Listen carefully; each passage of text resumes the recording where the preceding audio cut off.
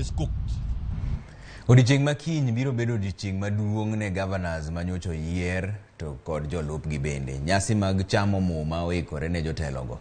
Kata kamano, penjo moko pod nitiere wi kwan omenda ma counties go osetiyo godo e bago nyasi ma kamago. Walter Nyambaga miyowa lerno. Kaka yor luorruok kod chike matayo piny Kenya, counties koro tieko ikruok ne nyasi mar puodho governors manyocho yien, nyasi ma obagi e counties 45 ma pachoka, kopogore kod kaka Mega gi Mombasa ma yiero margi pok otim. Kata kamano ng'ur moko osewuok ni counties moko keto budget margi ma korgi lach mokalo. Bad migawo mar omenda ni ogolo chik ne counties mondo obed kod budget mar omenda manie kind milion 18 nyaka milion 22. Budget no kelo kanyakla loso alap mar sidho governors e timo lendo e keto chiemo ne welo, yore wuodhe kachiel kod arita. Kaunti ma Kisii, kamiti machano chenro no kotelie kod Patrick Lumumba kanyakla kod gavana madhi chamo muma Simbarati olero ne gisetemo tiyo kod omenda maromo milion 3.5 kende mopogore kod milion 56 mane olieki ni nyal tigo de sidhe. Budget ambayo ilikuwa imetengenezwa juzi ya assumption of office nikiingia ofisini ni milioni 57. Ndastajabisha wewe kwamba zile pesa ambazo nilitoa kutoka 57 katika function ya kesho ni milioni 3.5.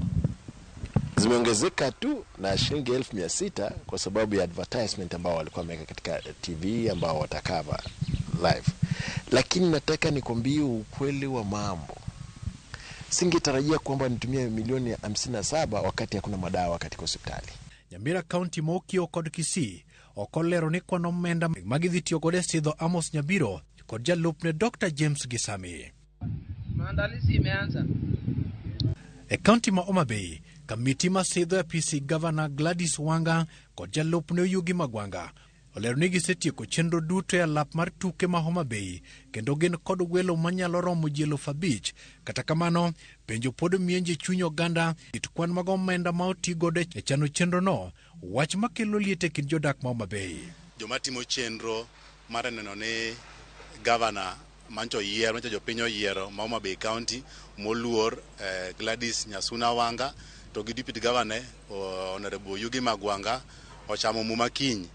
Gimora moro salos in place, jopiny okwa mondo chopi, nitie welo modhial moluongi madhi chopo ka kiny kachakre saa 3 kwa chako program, omiyo kwa jopiny duto ochop machon obedi mondo ka program chakore to gimora mora dhi makare.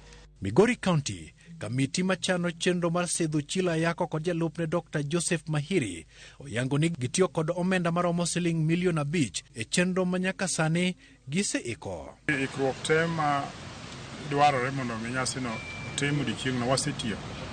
Waseiko kar budho midhi bede no, waseiko gik midhi tigo, waiko kombe, waiko nyaka chiemo ma dhano dhi chamo chiemo. Kendo adwa kawo thuolo ni mondo aluong jo Migori te, johera ma gavana to gi jo Migori duto te mondo gichop e nyasi no mondo wachiw go telo ne jatendgi, tendwa manyoro chamo, manyo wayiero.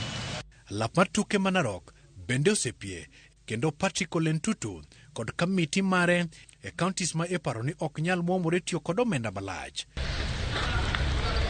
Kata obedo ni jakom kamiti maked kod mamoko go e county ma Nakuru bende ni kod chir mar tieko ikruok. Kata kamano Benjamin Joronge wach omenda pod biro kelo liet kama jodak biro dwaro ng'eyo kwan mag omenda motigodo. Polo Tua Mabusia bende okodong chien e chenro mar chamo muma makiny. Wageni ambao wamealikwa kutoka nje ya Busia ni karibu 600, VVIPs 200 na VIPs 400. Tunatarajia kwa watu wa Busia wataingia kwa wingi. Tuna pia mpango ya kusafirisha wengine, kwa kila ward itapewa gari moja ilete wafuasi wao ambao ni watu wa Busia. Kaunti ma Kisumu kata obedo ni chenro bagi onge ler mar kwan omenda midhi tigo de tayo chenro no mar sidho gavana Peter Nyang' Nyong'o kod jalupne apisi. Jopiny ma Siaya bende nie mudho ewi ler mar kwan mar omenda ma idhi tigo de sidho gavana margi manyien James Orengo kod jalupne William Oduol. Nyasi mar chamo muma bende dhi chuo chieng' KICC boma Nairobi kama Johnson Sakaja chane chamo mwa mar apisi ayanga ka bende kwan mar omenda pod opondo ne jodak. Walter Nyambaga, Ramogi TV.